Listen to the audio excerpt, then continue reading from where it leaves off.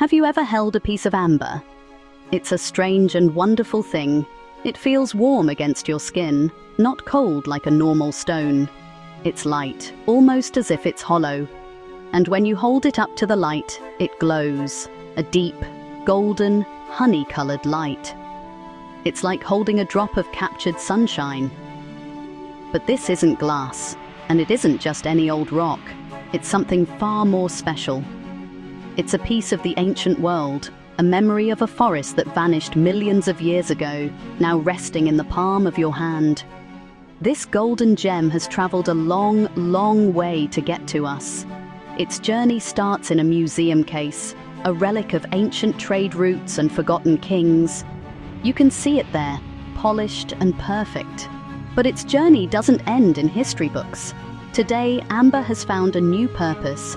It has moved from the quiet halls of museums into our homes. The life of amber begins in a forest that no human has ever seen. Imagine immense trees, towering over a damp, prehistoric world. When one of these giants was injured, perhaps by a storm or an ancient creature, it would ooze a thick, sticky resin. This resin flowed down the bark like golden honey, a natural defense to seal the wound and protect the tree from insects and disease. It was a slow, quiet process, a steady drip, drip, drip of liquid gold shimmering in the prehistoric sun. This was the very first step in amber's long journey through time. This sticky resin was a trap for anything small that crossed its path. A tiny, unsuspecting fly might land on it, thinking it was a drop of water. A delicate fern leaf might be blown by the wind and get stuck fast. Sometimes a bubble of air from that ancient atmosphere would be caught inside. These little prisoners were entombed perfectly, preserved in their golden coffin. The resin would continue to flow, covering them completely. It's because of this that we have such incredible windows into the past, with tiny insects frozen in time, looking as if they could fly away at any moment. After the tree died and fell, the hardened resin was buried. It was covered by layers of soil, sand, and sediment over millions of years. Deep beneath the ground, the earth worked its slow magic. The gentle heat and immense pressure began to change the resin.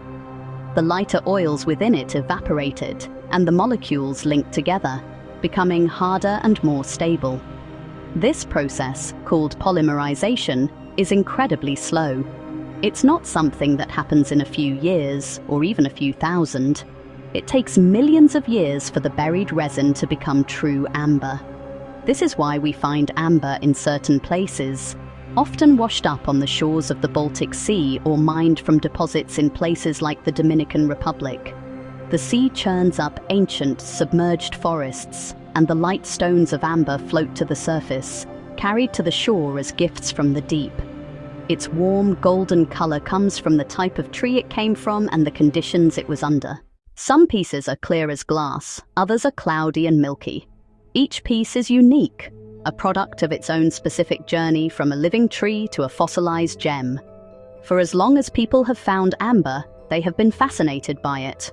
Our ancestors couldn't have known its scientific story, but they felt its magic all the same. They saw this warm, glowing stone that washed up from the sea or was found in the earth, and they knew it was special. They crafted it into simple beads and pendants, wearing it against their skin. These weren't just decorations. To them, these were powerful amulets, pieces of sunlight that could protect them from harm and bring them good fortune. It was a treasure, pure and simple. Amber became one of the first materials to be traded over long distances. Great trade routes, known as the Amber Road, stretched across Europe, from the cold Baltic shores down to the warm Mediterranean. It was as precious as gold to many cultures. The Romans called it electrum because if you rubbed it, it would create a spark of static electricity, a little bit of mysterious power. The Greeks told a story that amber was the hardened tears of nymphs, weeping for the fallen hero Phaethon. These old stories show how deeply this golden resin captured the human imagination. In museums today, you can see the proof of this long history. Magnificent necklaces from ancient Egypt, amber-studded daggers from Bronze Age tombs, and delicate carvings made thousands of years ago. These objects connect us directly to the people who wore them. They tell us what they valued, what they believed, and what they thought was beautiful. When you see an ancient insect trapped inside a piece of amber jewelry, you are looking at two stories at once: the story of the insect's life, and the story of the person who cherished that very same object long, long ago. These ancient beliefs weren't just about protection or wealth. Many cultures believed amber had healing powers. They thought it could draw sickness out of the body. Ground-up amber was sometimes mixed into potions and ointments, used as a folk remedy for everything from sore throats to aches and pains. It was seen as a stone of purification and health. These ideas are not scientific, of course. They are beliefs, born from a time when the world was explained through stories and magic. But they show that people have long associated amber with a feeling of well-being. That ancient belief in amber's power hasn't completely faded away. Today, many people are turning back to this old stone, seeking a sense of calm and well-being. You'll see people wearing amber bracelets and necklaces, not just for their beauty, but for their claimed healing properties. It is a very popular belief that wearing an amber necklace can help soothe the pain of teething for babies. This is a folk tradition, passed down through generations. There is no scientific proof for this, but for many parents, it offers a small measure of hope and comfort. The ideas about its properties are simple and gentle. Many people believe that the warmth of amber against the skin releases its natural oils, which are then absorbed to create a calming effect. Others say that its energy helps to balance emotions and clear the mind of stress. They might hold a smooth piece of amber during meditation, or place it in a room to create a peaceful, warm atmosphere. For them, it is a tool for wellness, a small anchor in a hectic world, helping them feel more grounded and serene. Science, of course, looks at amber differently. A geologist sees a fossilized resin. A paleontologist sees a priceless time capsule, a window into an ecosystem that existed millions of years ago. Science can verify that amber contains succinic acid, but it doesn't support the idea that this can be absorbed through the skin in any meaningful way.